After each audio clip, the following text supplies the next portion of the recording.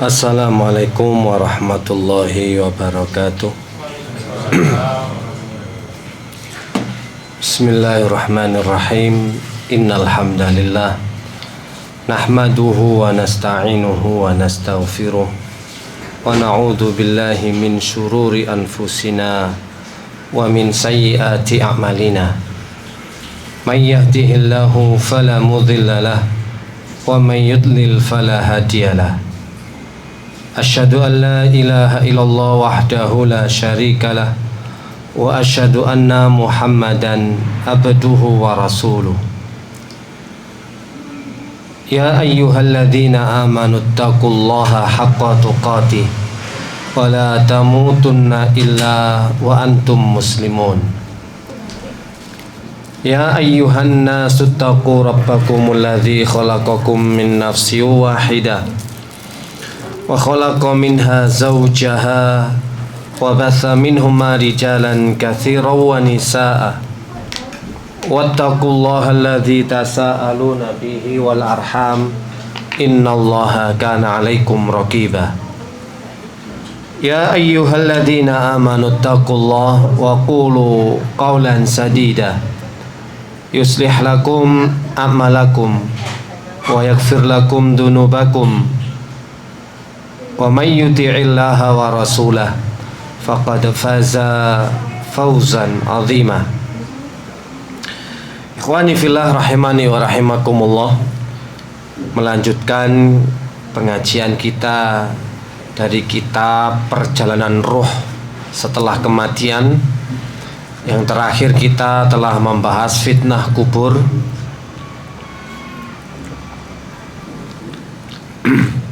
Di mana orang-orang mukmin akan ditanya oleh malaikat tentang man rabbuka, siapa Tuhanmu, madinuka, apa agamamu, dan siapakah nabi-nabimu. Sehingga bagi orang mukmin hal itu sangat mudah. Sehingga setelah mereka sanggup untuk menjawab fitnah kubur, maka orang mukmin nanti akan datang amal soleh kepada sang mayit dalam bentuk seorang laki-laki yang rupawan, berpakaian indah, beraroma yang wangi untuk menemaninya. Dengan penuh heran si mayit tadi bertanya kepada lelaki itu, "Man anta?" Fawajahu kal wajhu yaji'u bil khair fayaqul ana amaluka salih. Ketika sang mayit itu didatangi sosok laki-laki yang indah dan aromanya wangi, ditanya, "Siapakah engkau?" "Wajahmu adalah wajah yang membawa kebaikan." Maka laki-laki itu berkata, "Aku adalah amal solehmu." Nah, ini hadis yang hasan, yang sepakat para ulama. Kemudian selanjutnya pembahasan tentang orang-orang kafir yang sudah dijelaskan bagaimana mereka menghadapi fitnah yang dihadapkan, ditanya siapa Tuhanmu, apa agamamu, dan siapa nabimu, mereka tidak mengerti.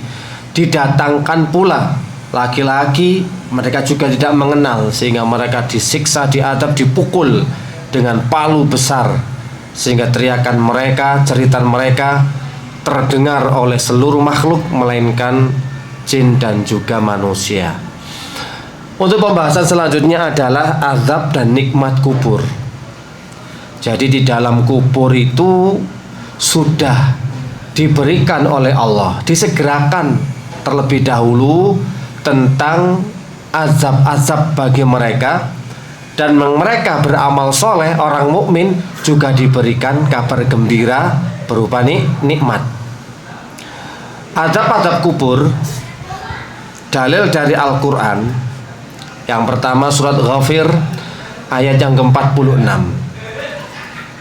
Di situ Allah berfirman, "An-nar yu'raduna 'alaiha ghuduwwan wa 'ashiyya yauma taqumus sa'ah udkhulu ala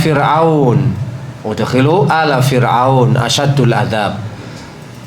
Di sini neraka itu terus ditampakkan baik pagi ataupun petang kepada Fir'aun dan bala tentaranya. Sudah diperlihatkan neraka itu. Jadi ayat ini adalah dalil yang kuat adanya azab dalam alam barzah, dalam kubur, karena disebutkan mereka ditampakkan neraka sebelum hari kiamat. Sebelum kiamat, orang-orang kafir itu sudah diperlihatkan tempatmu nanti di sana loh, di neraka, aromanya, pemandangan yang begitu dahsyatnya, sehingga menjadikan mereka itu merasa takut dan tidak ingin terjadi adanya hari kiamat.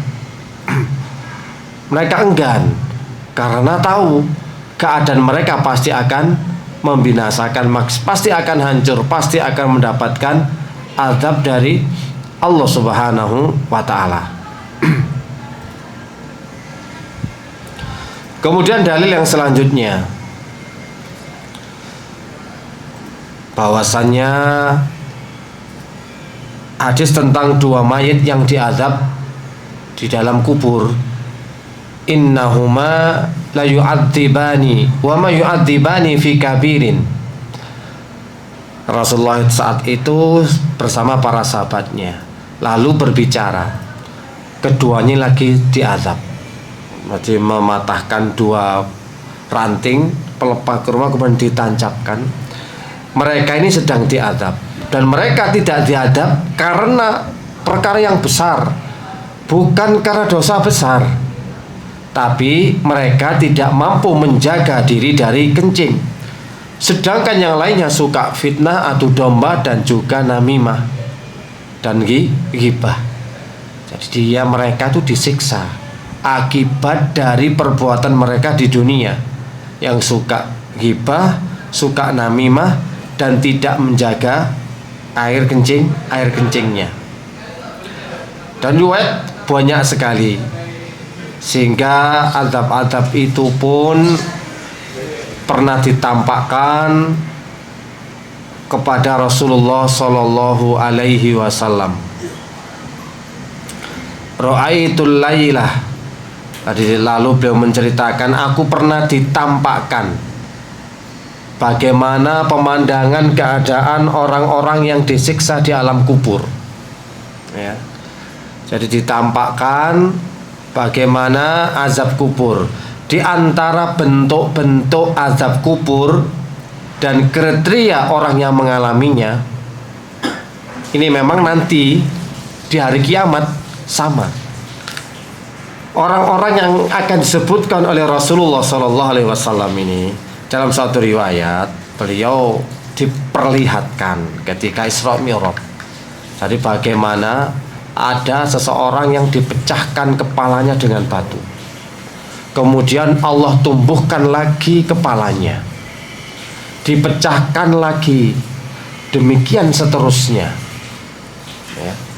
Jadi ada orang yang memiliki kepala, lalu diambil batu itu, dipecahkan ke kepala tersebut, biar kemudian tumbuh lagi kepala tersebut, dipecahkan lagi, begitu terus di dalam kubur.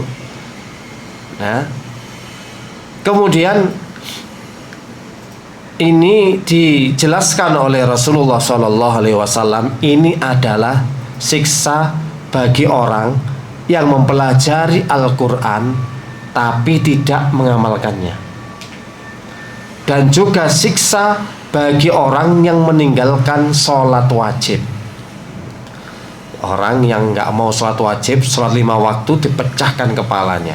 Orang yang belajar Al-Quran, membaca Al-Quran, tapi enggan untuk beramal dengannya, akan dipecahkan kepalanya. Jadi tampakkan di hadapan Rasulullah SAW. Dan ini belum kejadian hari kiamat. Ini masih di dalam kubur, di alam barzah. Nanti kelak di hari kiamat, tentu perkaranya lebih dahsyat lagi, lebih heboh lagi. Jadi memang sebelum mereka masuk ke neraka sudah diperlihatkan, bahkan sudah merasakan ini azab yang yang pemanasan gitu lah ya. Pemanasan dhisik. Jadi gak enak ternyata di alam kubur kalau yang memang gak memiliki amal soleh.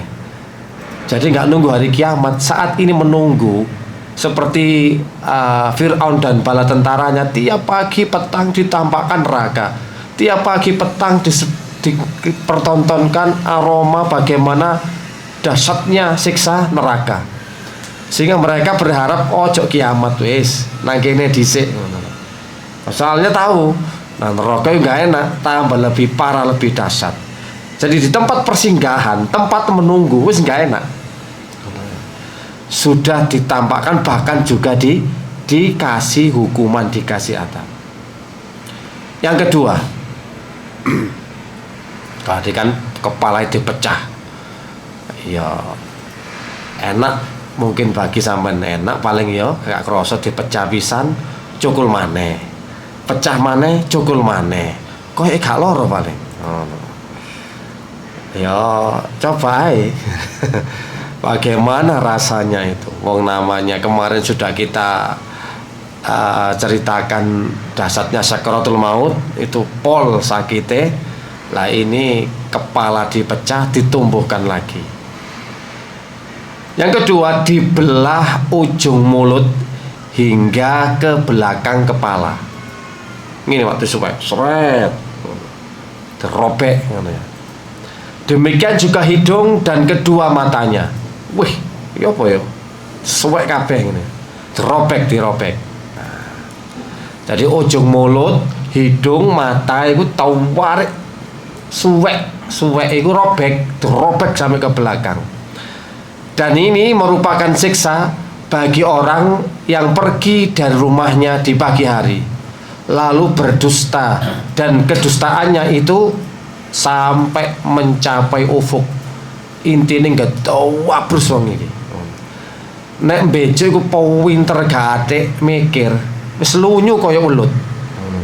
Oh enak wenteng ngono, nek ngomong ku wenteng. Aku ketemu Pak Ong model-model iki enak ngono lho. Wis talah, gak nyongko, gak ngira, nek ngomong wah gathik mikir kok cocok bijuke. Ya bapak iku, oh gampang kok ngene urusanku iku wis beres tok, beres talah, tenang ae mbek aku iku. Dheweke iki beres tok. Dari satu kedustaan menutupi satu kedustaan diterusno. Pasti kan namanya orang berdusta itu kan merentet terus. Satu dusta, dusta lagi sampai full dusta tok. Sampeyan ro penipu-penipu ulung iku. Pekerjaane mek nipu. Nilpuni customer, dilumpur nomor WA, diteleponi satu-satu penipu. Ono ae. Sing katanya anak Anda tertangkap polisi, sekarang lagi diproses, tolong dikirim. Bahkan gedabrus iku. Mana dusta tok ae. Ya jangan gampang kaken gedabrus, mulutnya disobek. Tak sobek-sobek. Sampai ke belakang. Bagus ono lho ya. Enggak. Iki hati-hati sampeyan aja ngedabrus nemen lho ya. Lah iya. Ngomong wenteng ya ngono.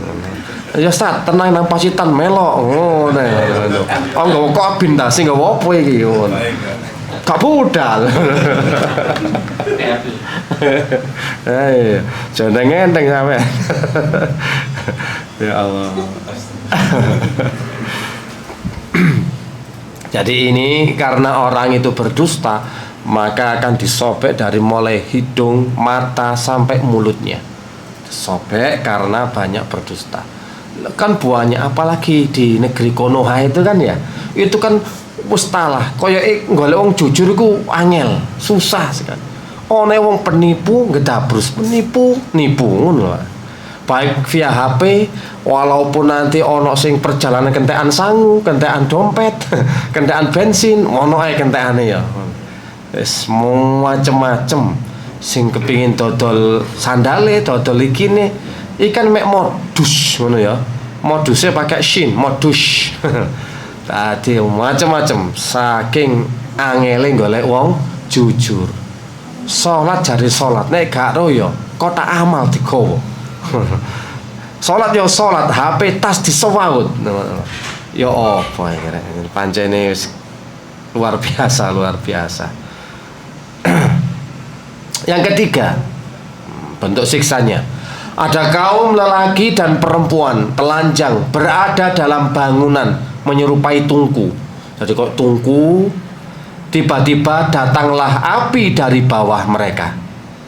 Mereka adalah para penzina laki-laki dan perempuan. Jadi dimasukkan ke dalam tungku sing koyok dene nek sampean tau ndelok film Son Gokong Kerasakti ngono ya. Tungku ni sore kayak api dikipasi karo dewa kipas itu kan ya berkobar-kobar. Wis modele ngono iku siksa. Sehingga dia itu berlari-lari di tungku itu, Pak. Berlari ke sana kemari karena saking panasnya. Api di bawahnya. Ini bagi para penzina, laki-laki ataupun perempuan. Nah, laki-laki perempuan penzina loh ya. Nggak tahu yang zinanya sesama pasangan gitu ya, sesama jenis. Saiki digerebek kok. Banyak penggerebekan di hotel, di villa, di penginapan, pesta orang 31. Ternyata lanang tok.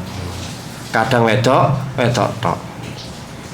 Wis saiki nek lawan jenis kok sawangane ngono-ngono wae ganti. Iku ini para penzina nanti akan dimasukkan ke dalam tungku ya wakeh pada kerumunan gitu terus namanya di bawahnya itu ada api yang dibakar. Jadi tungku koyo apa ya wadah ngono lho Pak, wadah orangnya dimasukkan di situ kemudian ditunu wis kok banyu mep ngono ditunu piye. Ini siksa yang ketiga azab kubur sudah dilaksanakan di situ. Yang keempat, dijejali batu. Ketika dia sedang berenang, mandi di sungai, maka dia langsung ke tepi, langsung dikasih keprui watu. Dijejeli watu ya dikeprui watu pokoknya. Ini merupakan siksa bagi orang yang memakan riba. Riba iki angel orang bisa keluar dari riba itu soalnya kuwabe modelnya diprogram supaya kita itu terjatuh dalam riba. Susah, butuh jihad. Kecuali sampe nang gunung ngingu wedhus wis gak usah nang kota, cuma nanem pepohonan rimbun semangan dhewe pohong kaspe telo godong luntas, bung, wis gak usah wis nang kota, gak usah atek duit. Survive itu termasuk. Nek sampeyan kepengin survive di hutan ono carane. YouTube wakeh. Ono wakeh. Makanya sing bener iku nanti di zaman Dajjal iku, fitnah Dajjal itu orang lebih baik ke gunung dan menggembala kambing. Enak wis. Olingo wedhus, kepengin mangan nyate mbeleh. Ngono ae. Sesuk entek Ustaz. Yo carane sing manaan gitu loh ya. Sing wedhus lanang tok ya pancet ae entek sampean. Sampean kalau dipangan diantar belah wedhus ae. Loh, ini memang sudah ada Pak di YouTube itu sudah ada ibu-ibu dan juga bapak-bapak yang hidupnya sekarang berada di tepi gunung.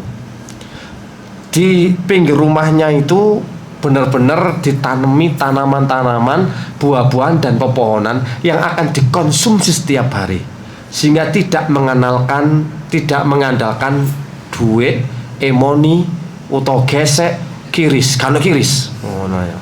Saiki ae tuku permen kiris, Pak. Ngono. Kerupuk kiris. Wis kiris ae wis. Kau apa no kirise. Wah, iso nang kota amal ono kirise Pak saiki Pak. Ngono. Celing ngono ae wis. Iki gak kiris-kirisan, gak bang-bangan, gak sembarangan wis. Pokoke aman. Iki aman teko riba. Sekali duit lo ya. Pokok sampean gak kepengin tuku mobil. Tuku sepeda motor. Senang gunung kowe mlaku wae. Naik gunung, ngono lho Pak. Hiking. Iku lho, ono ramban-ramban dan pakaian apa tanaman-tanaman pohonan yang bisa dikonsumsi. Wakeh, jenisnya wakeh. Nah, karena kita sulit Pak lepas dari riba itu sulit. Dijebak terus dengan riba itu. Opo sih enggak? Memang manusia itu disuruh dijelongkrokno supaya riba. Omah sak omah, sepeda sak sepeda, mobil sak mobil. Meskipun ya ono sekarang sudah ada solusi, tapi ya enggak maksimal. Yo akeh sing nang riba. Isi nang tonggo, isi nang konco, nyelang duwe angel ya nang pinjol apa gak riba? Pinjol 1 juta, 2 juta, wis talah, kena. Wakeh gurung mana sing judol, wis pinjol judol itu, nggak ada model Pak. Entek. Makanya ketika di alam barzah, di alam kubur, orang lagi berenang di sungai ke tepi, kepruk mana, urip kepruk mana, terus jejeli watu. Oh ternyata ini adalah mereka yang memakan riba. Orang riba itu terus ya opo? Berat Pak. Berhubungan dengan opo ae. Makanya susah orang keluar dari riba kecuali memang mereka hidup ya untuk mandiri sendiri di hutan ataupun di gunung. Tinggal milih. Yang kelima, kaum yang separuh jasadnya bagus dan separuhnya lagi jelek adalah kaum yang mencampurkan antara amal soleh dengan perbuatan jelek. Kaum yang separuh jasadnya bagus dan separuhnya jelek. Ini kaum yang mencampurkan antara amal yang soleh dengan perbuatan jelek. Namun Allah mengampuni perbuatan jelek mereka. Lumayan loh, dapat ampunan. Tapi kelihatan nanti jasadnya sudah mulai ditampakkan. Jadi orang yang mencampur adukkan STMJ, sholat terus maksiat jalan. Yang keenam, kaum yang memiliki kuku dari tembaga yang mereka gunakan untuk mencakari wajah dan dada mereka. Mereka adalah orang-orang suka memakan daging orang lain, alias suka menggunjing, suka menggibah. Jadi orang suka menggibah itu nanti sebelum di akhirat. Ini kan lagi Isra Mi'raj nih Nabi. Kemudian melewati suatu kaum yang kaum itu mencakar wajahnya, makanya Nabi itu bertanya ketika ada satu kaum, marortu bi aqwamin, aku melewati suatu kaum, lahum atfarun min nuhasin, mereka memiliki kuku yang terbuat dari besi tembaga, wa yakhmishuna wujuhahum wa sudurahum, mereka tuh mencakari wajah dan dada mereka. Man haula, siapa mereka ya Jibril? Siapa mereka itu wahai Jibril? Baru Jibril menjawab, haula, mereka itu adalah orang yang waktu di dunia suka memakan daging saudaranya sendiri. yakni orang suka gibah. Aku mah orang gibah lo langsung ngomong nang ngarepe Pak Agus. Nah gibah kan nang burine kan wonge tak omongi, Pak Agus iki opo gak konsisten. Ngomong mencela-menceli misale ngono ya. Iki lak ngrasani dosa aku. Iso nyakar-nyakar dhewe nang akhirat. Tapi langsung ngomong kan orang ngono. Iki misal Pak Agus contoh. Tadi dicakar-cakar dhewe. Ya, kita bisa bayangkanlah kukune macan iku wis termasuk perih. Kukune macan iku wis termasuk ganas, pasti nggak selamat. Tapi sekarang diganti kuku kita, kuku yang terbuat dari besi tembaga yang keras, kuat. Dan garuk itu nggak dikerowak dada terkelupas semua. Opo gak perih, opo nggak sakit. Terus saja gitu. Hati-hati wong gibah iku sawangan yang enak loh. Enggak kroso, jarang loh tobat teko gibah.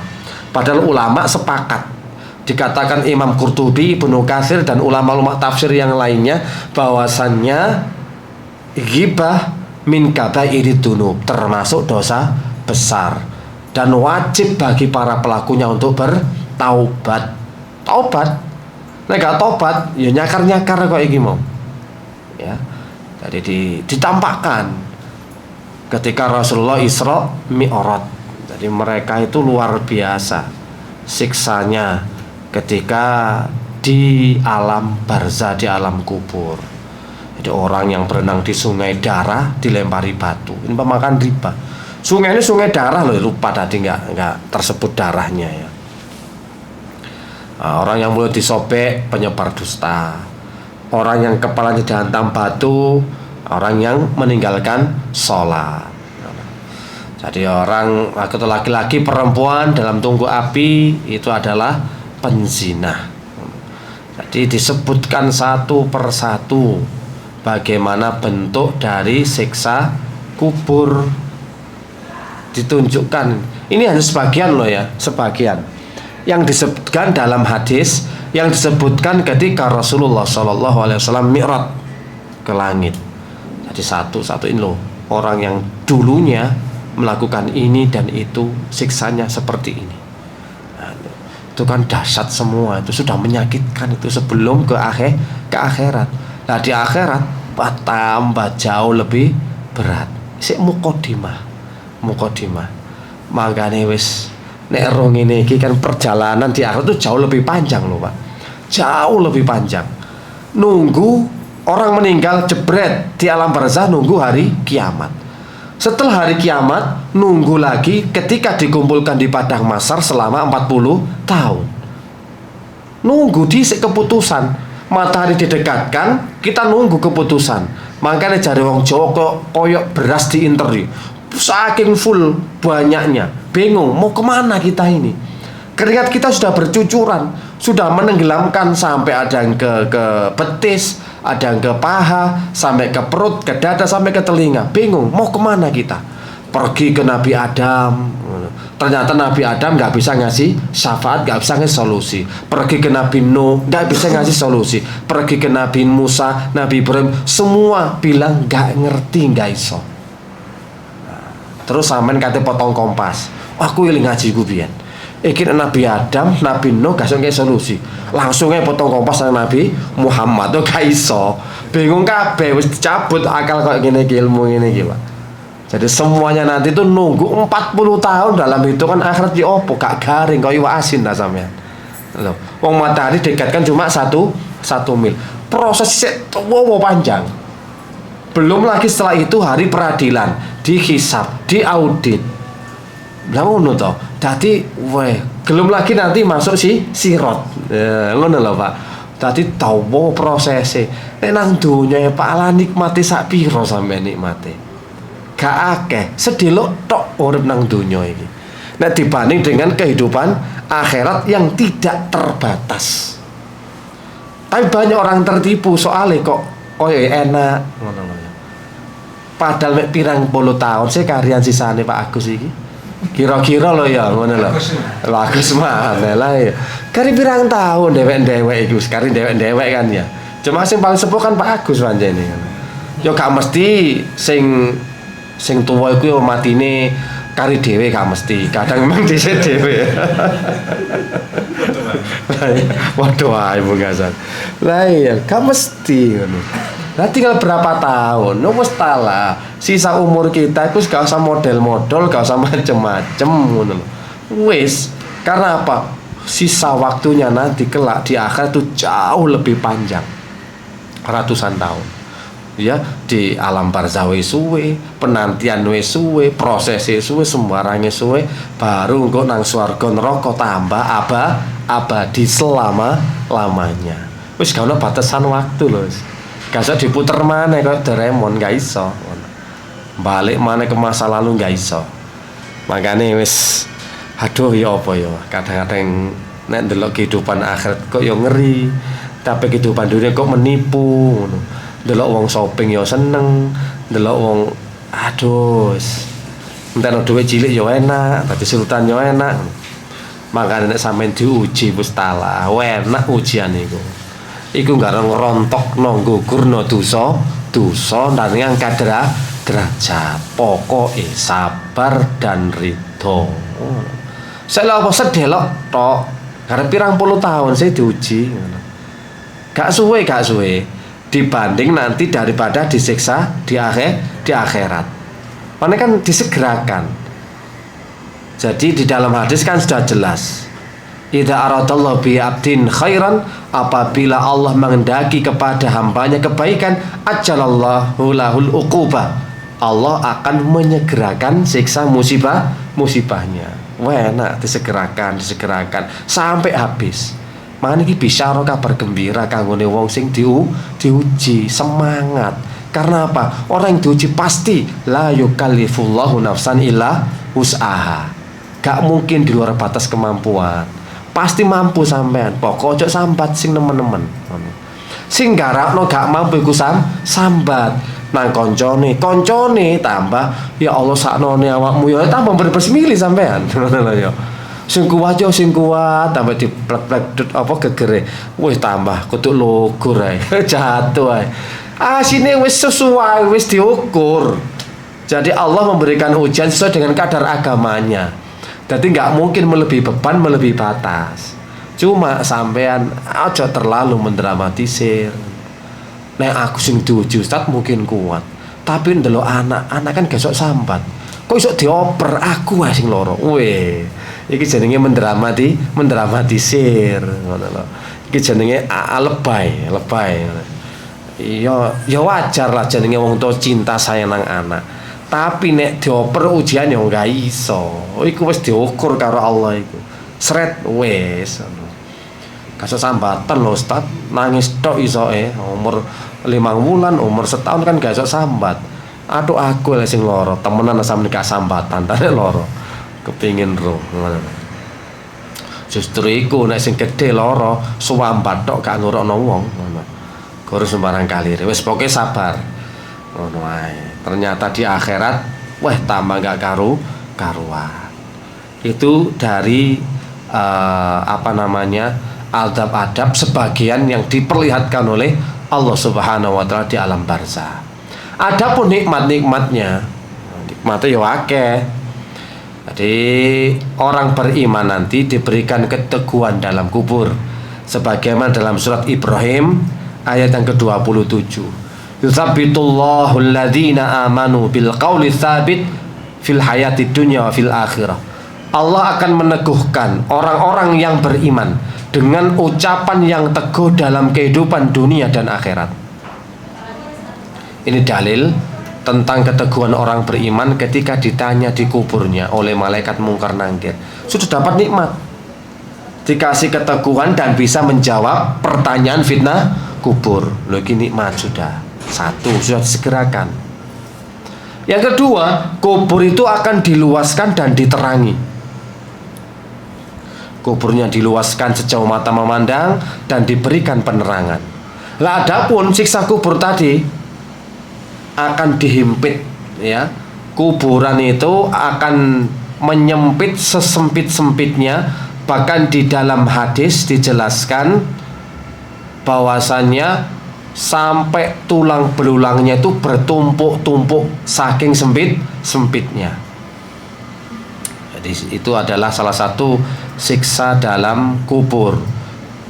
Disempitkan, jadikan gelap gulita sampai tulang belulangnya itu bertumpuk-tumpuk, mepet gini, des. Dari satu tulang kanan, rusuk kiri jadi satu, melempet.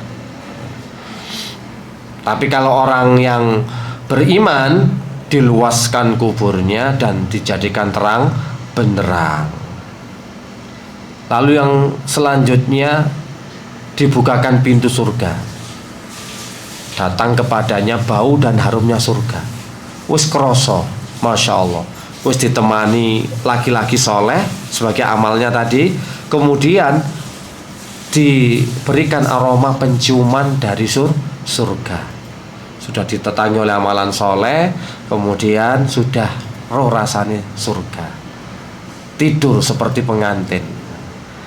Dalam hadis yang hasan disebutkan, tidurlah seperti tidurnya pengantin yang tidak akan dibangunkan kecuali oleh orang yang paling dia cintai. Kemanten anyar ku ngono. Ya jarene ngono ya, sampean beres tau ngrasakno to ngono. Kepingin kalau melek buka mata bangunkan adalah pasangan pengantinnya. Nek saiki ya pengantin lawas ya sepet. Wis sepet iki.